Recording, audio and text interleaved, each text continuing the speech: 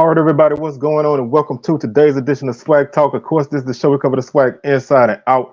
I'm your tour guide around the SWAC. C Wells coming at you. And as you can see, today we're gonna do our way too early West predictions.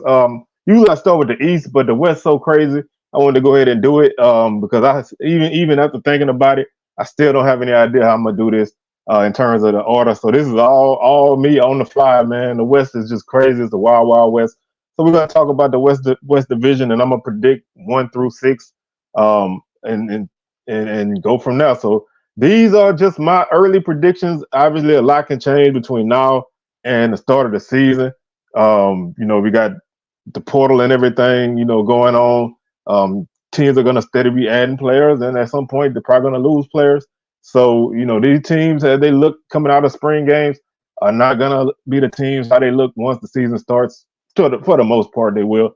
But some teams are looking to add 10 to 15 new guys, so that can change the perception and the image of a team with the quickness. So y'all, this is gonna be my rough draft, and as we get through the season, we'll make this more official. So I wanted to go ahead and roll this out now and have a little fun with it. Y'all make sure y'all hit those socials: Facebook is Swag Talk, Instagram Swag Talk, Twitter Swag Talk 76. Also, don't forget to like the video, share it, comment, and hit the subscribe button, and rock with us all the way through, man. As we go through basketball season is over, baseball, softball, nearing the postseason, and football is upon us. I did have a chance to go to the final day of the SWAC outdoor meet, and man, it was a great day. Weather wasn't the greatest, but the event was great. Shout out to Bama State for doing their thing, and shout out to Texas Southern for doing their thing on the women's side and the men's side. A lot of great athletes, a lot of great performances, and just had a great time. So let's go ahead and jump into this, man. We're gonna start off with we're gonna go from 6 to 1 because I have less confusion for the first couple teams from the bottom than I do from the other four. So we'll go ahead and start off with number 6, and that'll be UAPB. The Golden Lions had a rough season last season. Didn't really go obviously the way that they wanted. They finished 2-9. They did win their final conference game against Texas Southern, but they really struggled as a team. They really had a rough go of it. Offensively, just really couldn't put anything together. They finished the league. They finished 11th in scoring offense at only 15 points per game. They were last in scoring defense at 33 points per game. Total offense, they were 10th at 288 yards per game, and total defense, they were last at 444 yards per game. So just not, just neither side of the ball really were able to be productive. The rushing game averaged 134 yards per game. That was 8th in the league. And then defensively, they were last against the run at 194 yards per game. And then passing offense, they were 11th at 153 yards per game. Passing defense, they were 11th at 250 per game. And when you look at their third down conversion rate, which is something I always love to look at, they were only 25% on third downs, which was 11th. And they gave up 42% on third downs as a defense, which was last. There's a lot of holes to fill on this team. Quarterback is one of the issues. Makai Higgins is the returning guy. I mean, he's battling a JUCO kid right now. I'm sure they're going to try to still look to add guys at that position. The running game needs some help. Defensively, you lose your top defensive, your top linebacker, so there's still some holes to fill there. The reason why I put this team at 11 at 6 instead of 5th, even though I think TSU got a lot of questions. I put this team at 6 because I still think they have a lot to work on. I think the cupboard wasn't necessarily bare, but I do think that I think they just have more to work on. Yes, Coach Hampton has been there 1 year.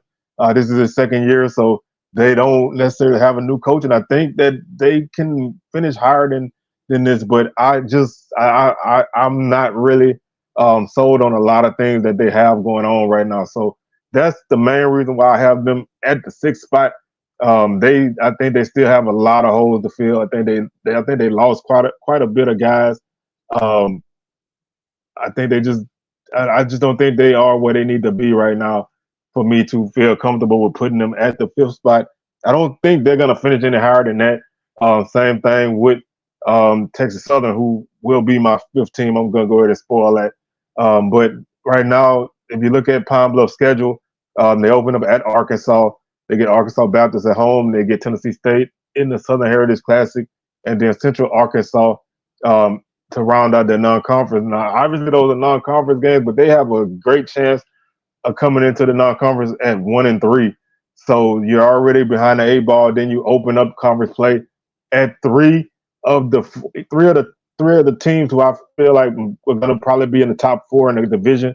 You get Alcorn on the road. You get Prairie at home and at Grambling. That's a tough start to conference play. You get Valley in the middle of that. You got to go to Jackson State. You get Alabama and them at home, and then you close out at Southern and at home against Texas Southern. So they have 8 conference games in a row. No bye week. I think that's going to hurt them.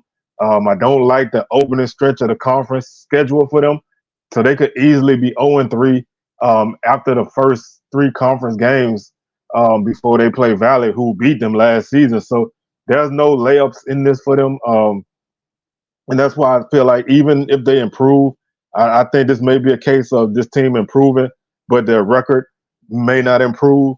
I'm a big believer in that, and I think that this may be one of those teams. I think Coach Hampton is gonna, get these guys right. I think he's gonna work to improve them, but I just don't know if they are gonna be where they need to be to actually improve their standing in the conference. So that's why I have them at the 6th spot. And obviously, this is early. This is May 7th, so there's a lot of time left. Um, there's so much room for changes that this could change between now and media day, which is probably when I'm gonna do my official order of finish. So Pine Bluff is my sixth team, and like I said previously, my fifth team is Texas Southern. The Tigers, they kind of had a rough go of it as well. This team came into the season with a lot of hype. Some people felt like they were a dark horse to win the West Division, and they finished 3-8. Had a really rough stretch of games in the middle of the season. Lost their quarterback at after week 1. Jace Wilson came in and filled in admirably. Ended up being the newcomer of the year in the SWAC. So something good came out of it, but they lost a lot. And when you look at in terms of production, you lose your top running back, a guy who was a 1,500-yard back, Ladarius Owens, a guy who could do it all. Basically ran for about 1,300 yards, almost 1,400 yards. Was a return guy as well. He did a little bit of everything. So that's a big hole that you lose right there. He chipped in another 100 yards plus in receiving. The one thing that I think that I feel a little bit more comfortable about this team than Pine Bluff is Jace Wilson. He's gonna be a really great quarterback in this league. He may not be a star, but he's gonna be a guy that can win games for you if you put the right pieces around him. He can move the ball with his legs a bit. He can throw the ball. He can throw it pretty well. He was a 57% completion rate quarterback last season. So I think that they're with the additions that they have coming in, I think they are a little bit ahead of Pine Bluff. Coach Dishman is going to be, to me, the biggest question mark for this team. A new head coach, not saying that he can't get the job done, but this is a new head coach with new systems. So that kind of brings them back to where Pine Bluff is. And you're losing some key guys on both sides of the ball. Last season, this team averaged 26.2 points per game, which was fifth. The defense allowed 32 points per game, which was 11th. Now, some of these numbers are buoyed because they played 2 FBS games last season. They They were fifth in total offense at 372 yards per game. They were ninth in total defense at 379 yards per game. Rushing offense, they actually led the league in rushing at 190 yards per game, and that was buoyed by Ladarius Owens with his almost 1,400 yards. They were 11th in rushing defense at 176 yards per game. Passing offense, they finished eighth at 181 yards per game. They were seventh in passing defense at 203 yards per game. And when you look at the conversions, they were fifth and third down conversion rate at 36% for their offense, and defensively, they were 11th at 42%. So, like I said, this is a team who they had some weapons, and they've lost some of those weapons. But having a quarterback who started 10 games and was the newcomer of the year, that's a great benefit, and that's the difference to me. Quarterback obviously is not the end all be all. I think TSU has some better pieces. I think the O line is still going to be pretty solid. They can, you're going to probably have to use numbers to replace a guy like Ladarius Owens, but they are bringing in some guys. Like I said, to me, the reason why I feel like the gap is not that big between 5 and 6 is because I think right now we don't know about what Coach Dishman can do. He could turn out to be a very good coach, but right now we just don't know, and it's hard to rank them any higher. I'd say that they probably should be at 6, but I just feel like they had a little bit more success last season, and I think they can continue that. And like I said, I just feel a lot more comfortable knowing you got a guy under center who's done it all year. And obviously, like I said, the quarterback is only one of 11, but I always feel more comfortable knowing I got that guy. I can put pieces around that guy as opposed to putting a guy in that spot to work with what I have at my skill spots. Looking at their schedule, they open up against Prairie View, and obviously that's always a big game. They're looking to snap the streak, but it's on the road. I'm not gonna get into predictions right now, but that's obviously a tough game. You get Rice in a quote unquote road game. You get your bye week, then you go to Lamar. So 3 of their non-conference games are on the first 3 non-conference games are on the road, but they're all within short driving distance. You get Jackson State at home to open up conference play. You get Virginia Lynchburg for homecoming. So you're probably looking at depending on what happens at Prairie View, you're probably looking at a 2-3 start to your season. Or 1-4. Not really gonna get too deep into that, but you get Virginia Lynchburg and then Southern at home to wrap up the first half of your schedule, and then you get a tough stretch at the end. You got Grambling at home. You go to FAMU. You go to Alcorn. Bethune-Cookman and Pine Bluff are your final 2 games. So, to me, you're kind of in the same position that Pine Bluff is in. You may not have a great record. That game at the end against Pine Bluff could be the difference between winning 1 or 2 conference games. Bethune-Cookman is not going to be an easy game. You eked out a victory against them last season. I think they may be better defensively. Not sure about offensively, but I think they may be better there. But this is a tough slate for conference play. You are one of the few teams in conference that play Jackson State and FAMU in conference. So that's 2 games that are going to be very tough for you. Your East Division games are going to be kind of tough. So you have, and you start off with Prairie View like you normally do. So there's not much room for error for this team. And that's why I just think that I really think Jace Wilson is the difference between them and Pine Bluff right now. And that's not saying a lot. but I feel a little bit more comfortable with them there. Although that could easily change as we get into the summer and then into the fall. Now, this is where it gets dicey, and this is where you can put any team at any spot, and I don't think you would be wrong. Um, so for me, my number 4 team is Southern, and Southern has some talent, but Southern has, and if you watch Wax Smoke, you've heard me talk about Southern and their offensive line, having to replace guys. Quarterback is a question. There is talent in the skill positions, but is the O line going to be able to open up holes for this group? Is the quarterback going to, whoever that may be, going to be able to make the plays that's needed? Last season, this offense was not good. I mean, just not really trying to pile on and throw shade, but this offense really wasn't that efficient, and they really just did not they really did not have any consistency.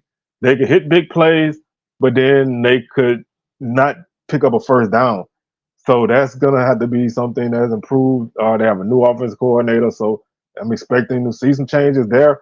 Defensively, you're losing some guys on your D line. You do return some pieces on the D line. You do return some solid pieces at linebacker. The secondary, you're losing 3 out of 4. So there are some holes to fill. They're not impossible holes to fill, but I just right now I feel like I have a lot of questions for Southern. So that's why I put them at 4. But I think that this division is going to come down to the final week of the season. So if you keep yourself in the hunt, then you could still eke out a division championship. Southern offensively last season they averaged 23 points per game. Defensively they gave up 20 points per game. Um, Total offense they were eighth at 327 yards per game. Defensively they were third at 327 yards per game. The rushing offense was 10th at 111 yards per game. The rushing defense was third at 131 yards per game. Passing offense, they finished the season at fourth at 215 yards per game. Passing defense was fifth at 196 per game. Third down conversions, the offense really struggled. They were at 31%, which was ninth in the league. The defense was ninth as well at 37%. Um, I feel like this is a team that you're gonna have those questions about, and offensive line questions really can't be answered until the season gets going. You brought in some guys to fill some holes, but you don't really know how this unit is gonna play together until you actually get into the season. So that's one of the reasons why I feel like I put Southern here. I think it's a safer place to put them than anywhere else. Um, Although, like I said, with so many questions for everybody else, you can easily put them wherever you like, and I don't think you'd be totally wrong. I just can't do it myself. Um, Southern schedule wise, they open up at McNeese. They get Savannah State at home. Then they go to Jackson State. That's a non-conference game, and then they go to Prairie View. So they are 3 of their first 4 games are on the road, and their first conference game is on the road. After a bye week, you get Nichols, you get Texas Southern on the road, you get Alcorn at home, you go to FAMU and Alabama in them back to back. Then you close out your home slate with Bethune-Cookman and Pine Bluff, and then Grambling in the Classic. So looking at the schedule, it's tough. It's tough. Alcorn and FAMU back to back, one at home, one on the road is a tough stretch. Prairie View on the road is not going to be easy. Um, Bethune-Cookman and Pine Bluff, I don't want to automatically pencil them games as anything. They can be tough, but they're at least both at home for you. And then Grambling in the Classic. So I feel like if Southern's gonna have to put together some wins, and they're gonna have to win on the road. You do have 4 conference games on the road this season and a neutral site game, so you only have 3 home conference games. Um, so you're gonna have to play well on the road. Even when you look at two other non-conference games on the road, so 6 out of your 12 games are on the road, 5 at home, one is a neutral site game. So you are gonna have to play well away from home, one way or the other. And with a team that's new, with a new head coach, a new offense, some pieces to fill, all over the place, that makes it tough to have to go on the road and win games. And that's why I feel like even though some of the teams in front of them have a lot of questions and they have questions, um, I just feel more that with the way Southern season went last season, I just feel more comfortable putting them at 4 um, than anywhere else. And that takes us to our number 3 team, and that's passing defense. They were second at 181 yards per game. Finished the season with 14 interceptions, which was team. You got a new coordinator on both sides of the ball. You're losing a lot of key guys on both sides of the ball. You got a new head coach, so that was a lot of. But they're making him work for that job. So if he's willing to work and earn it, then I think that helps them out tremendously. And that's why I put them there. Now 3 and 4 is not that big of a difference right now, so I'm not really super concerned about it. Looking at the Grambling schedule, they play Louisiana Lafayette to open up their season. They get Tuskegee at home. They go to Texas A&M Commerce, and then they get Jackson State at home in a non-conference game. So their non-conference games are all at the beginning of the season. 2 at home, 2 on the road. That's a pretty good balance. You get Prairie View in a State Fair Classic for your game before your bye week. And that's your first conference game. Then you come out of your bye week with Alcorn and Pine Bluff at home. You go to Texas Southern, and then you go to Bethune-Cookman. You get Bama State at home. You go to Alabama A&M, and then you get Southern in the Bayou Classic. This schedule shapes up okay. There's two big road trips in the middle of it. Both are manageable. I think this schedule is manageable for them in conference play. You get Prairie View, then you get a bye week. You get Alcorn, then you get Pine Bluff. It's not a bye week, but you get Pine Bluff, and that's at home. You get Texas Southern, again, a team who probably going to be a lower ranked team. You get Bethune-Cookman, who probably be a lower ranked team, but maybe tougher than that. Before you get Bama State at home, who is a team right now who people feel like is going to be a team to challenge for these divisions. And then you get Alabama A&M, who's probably going to be a mid-tier to low-tier team in the East. So your East Division opponents are not that tough. I mean, you get Bama State, who is going to probably be, again, a favorite to win the East, but then you get two of the 3 teams who are going to probably finish 4th or 5th. So their schedule is a little bit more manageable in that aspect for them. And that makes it a little bit better if they can, win some of those games in the middle of that season. And then you close out, like I said, with Southern. So that's one of the reasons why I feel like this team may finish a little bit higher than Southern, but I don't think it's a big difference. Big difference there. And then that takes me to my second team, and I've been going back and forth on this, and I've seen a lot of people. Go with the defending champ as the team to win a division. I've seen people go with other people, and for me, like I said, I'm winging this right now. I'm putting Prairie View at the number 2 spot. Now I don't think they're gonna be a bad team. Obviously, I think they have a lot of things that's working for them, but I think they have some major holes to fill. I think they're going to be in it at the end, and if they get there, it'll probably be just like they did last season, where they kind of get in there at the end and make it back. It's not impossible, but I just think the margin between these 4 teams is not that big, and you could have put anybody at anywhere, so that's what I did. I'm not 100% confident in this at all, in case you couldn't tell. I'm not standing on none of this because I don't have any confidence in any of these picks right now. So that kind of hurts me a little bit there. But Prairie View last season, their offense averaged 19 points per game. They do have a new offensive coordinator this season. The defense gave up 31 points per game. Total offense, they were 7th at 336 yards per game. Total defense, they were 11th at 396 yards per game. Rushing offense, they were fourth at 160 yards per game. Rushing defense, they were fifth at 141 yards per game. Passing offense, they were ninth at 176 yards per game. Passing defense, they were last at 254 yards per game. Uh, third down conversion rate, this team finished seventh in third downs as an offense at 35%. Defensively, they were eighth at 36%.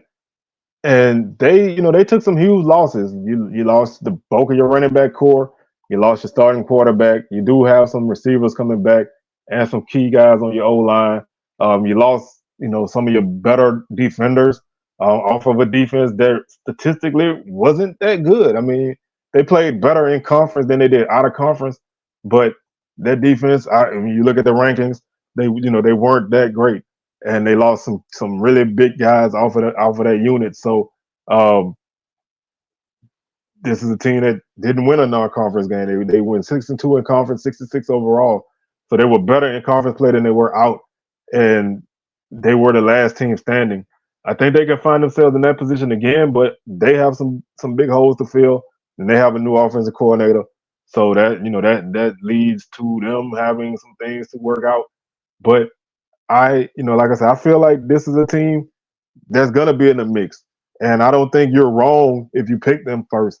Like I said, I just winged it. But when you look at their schedule, they get Texas Southern at home.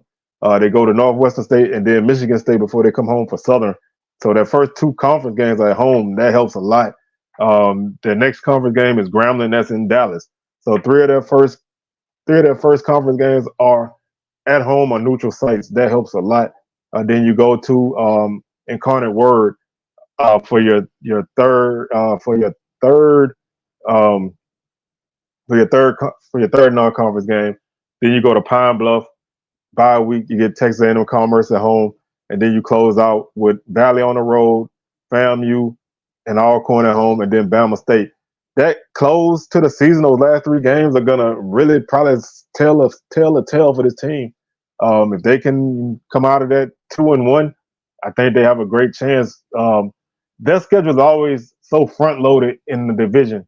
Their first three conference games are division games, so you win them three, you find yourself in great position. You go 1-2, you find yourself in a tough spot.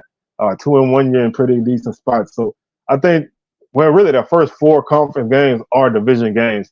So you're gonna know what this team is in the division out by October 19th. So you'll be able to say that they are a contender or not by the time that bye week hits. If they come out of that bye week 3-1 in conference, 4-0 in conference, even 2-2, I think they are probably going to win the division because I think those last couple games, if they can steal one of them, or they can go 2-1 in those last three games, then I think that gives them a division championship. So their schedule is really going to dictate early who this team is and what they are, and that to me is the toughest thing for them, playing such a front loaded schedule. You find yourself knowing exactly what you are, but having that power 4, power 5 game, whatever you want to call it now, right before you get back into conference play is going to be a tough task. But that's why I put them at second. They could easily be first. 339 yards per game. Their rushing offense was sixth at 140 yards per game. Their rushing defense was fourth at 140 yards per game. Their passing offense was sixth at 208 yards per game. Their passing defense was sixth at 198 yards per game. They had 15 interceptions, which was second in the league. It was third, but basically they had the second most in the league. And then on conversions, they ranked sixth and third down on the offense at 36%, and they were fifth on defense at 34%. And like I said, there's some holes to fill in this team, but I love their leadership right now, and I think defensively, I think they can carry them till that offense gets going. They do have 2 FBS games to open up the season, so that's a tough start for them. They get Edward Waters at home, then they go to McNeese. So 3 of their first 4 games are on the road. Then they go to Valley. So 4 of their first 5 games are on the road. But they open up with Valley and Pine Bluff in conference play, which can get you off to a good start. Then they go to Grambling and then Southern. So they have a lot of road games early in the season. So if there was anything that I would say would be the issue for them is the fact that 3 of the first 4 conference games are on the road. 6, and let's see. 6 of their first 8 games are away from home. So they're going to be on the road a lot in the beginning of the season. And all of them are back-to-back at UAB, at Vandy, at McNeese, at Valley, at Grambling, at Southern, before their bye week. So they are going to be road-tested. If they can make it through that, then I think this is a division-winning team. If they struggle in that, then I think they're not gonna win it. They close out their season against Alabama State in Mobile. They get Texas Southern at home. They get Prairie on the road, and then they close out at home against Jackson State. So their schedule doesn't really shape up for a great run because so many road games early in the season. But if they can manage it, then I think that they have a great chance. I think having a solid defense is going to help them in this. And to me, that's the difference. I think their defense is going to be pretty good. And I think that can help the offense come along because right now they just, they have some big holes to fill on offense, which to me, every team in this division has big holes on offense. And probably some of them have big holes on defense. There's a lot of holes in this division. And that's why this was not easy. I think the East is a little bit easier because I think it's going to be a 3-team race at the top and a 3-team race below that. So it's not as much. This was so much questions. I still don't have any certainty, and that's what made this fun because I had to think, and having to think about it and put it together, it makes it a whole world of difference. But that's our West Division preview. We'll be back. I'll probably drop my East Division preview on Sunday, so y'all keep it locked here for that. And with that being said, man, I'm your tour guide around the SWAC. C. Well signing out, and I'm going to catch y'all on the rebound. Peace.